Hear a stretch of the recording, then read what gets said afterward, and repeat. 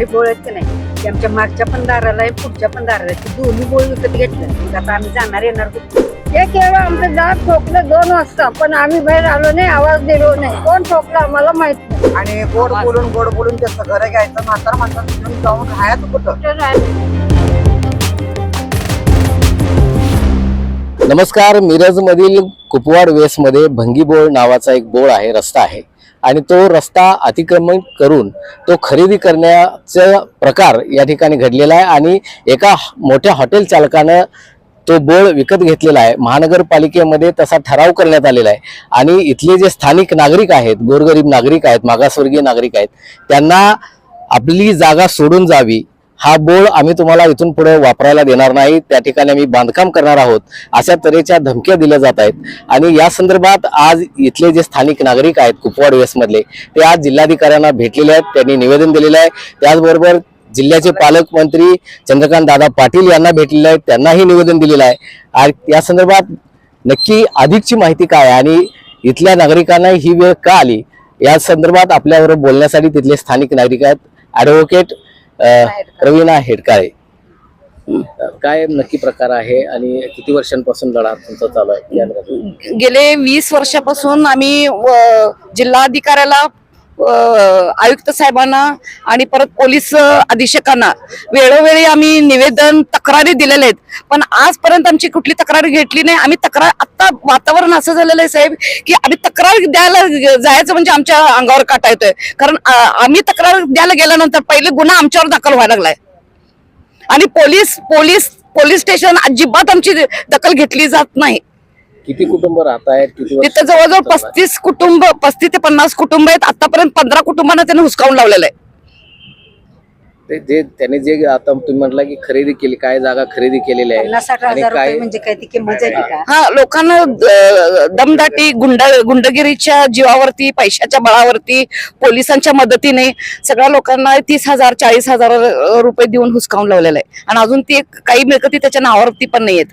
आणि ते हॉटेलच मुळात आहे की नाही, निम्म हॉटेल त्याच्या मालकीचं आहे आणि निम्म हॉटेल आहे की नाही महाराष्ट्र शासनाच्या जागेवरती आहे. आणि ते जी एरिया आहे ते मागासवर्गीय लोकांसाठी पूर्वी शाहू महाराजांनी दिलेली ती जागा आहे आणि ते प्रस्थापन भंगीबोळ म्हणून आहे.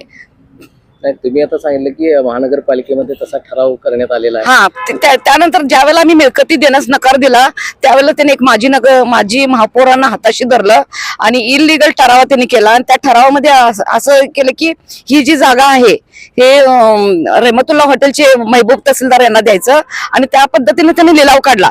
जागा महाराष्ट्र शासनाची आणि लिलाव करते महानगरपालिका. आता तुमची सध्या मागणी, शेवटचा इशारा काय राहणार आहे? की ते जे बोळाचा बेकायदेशीर जो ठराव केलेला आहे आणि जे घाट घातलेला आहे की ते महबूब तहसीलदारला द्यायचा, तो ठराव जो झालेला आहे तो रद्द व्हावा. जे अधिकारी त्यामध्ये इन्व्हॉल्व आहेत त्यांच्यावर कायदेशीर कारवाई व्हावी. मुलं आहेत ती मुलं घेऊन मला इकडे तिकडे फिरायला जागा नाही, बोळ बारका आहे, मी काय करणार? मला आधी चक्कर येतं, इकडे पडलं म्हणजे ते बोळात धरून असं चालतो. रहमतुल्ला हॉटेल आणि ती माणसं बोळात मी आमच्या सारखं फिरतात. सुट्ट्या झाल्यावर रात्री 1 वाजता त्यांचं हॉटेल चालू असते. त्यावेळेला सगळं बाहेरनं जातात. एक वेळा आमचं दार ठोकलं 2 वाजता, पण आम्ही बाहेर आलो नाही, आवाज दिलो नाही. कोण ठोकला आम्हाला माहित नाही. असं झालेलं आहे बघा. आमचा विषय असा आहे की मंगळवारपेठ कुपवाड वेसमध्ये आम्ही राहतोय. तिथं मागासवर्गीयांचं कुपवाड वेस म्हणून बौद्ध वसाहत आहे. तिथली ही 2-4 घरं रहमतुल्लाह विकत घेतलाय. आणि परत आता ती जे सरकारी बोळ आहेत की नाही ते आमच्या मागच्या पण दाराला आहे पुढच्या पण दाराला आहे. ती दोन्ही बोळ विकत घेतलाय. मग आता आम्ही जाणार येणार कुठनं?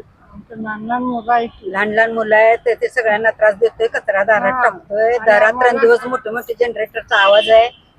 आम्ही काय करणार आमच्यासारख्या लोकांनी सांगा? आता एका माणसं सगळे येतात आणि दारात ते सगळं चुकायचं, करायचं घाण आणि गोड बोलून त्यांचं घर घ्यायचं, म्हातार माणसाचं घेऊन जाऊन राहायचं कुठं? आम्ही हे माणूस असं करतोय या नुसतं. 5-7 घरी घेतलं. बायका सोडतोय आणि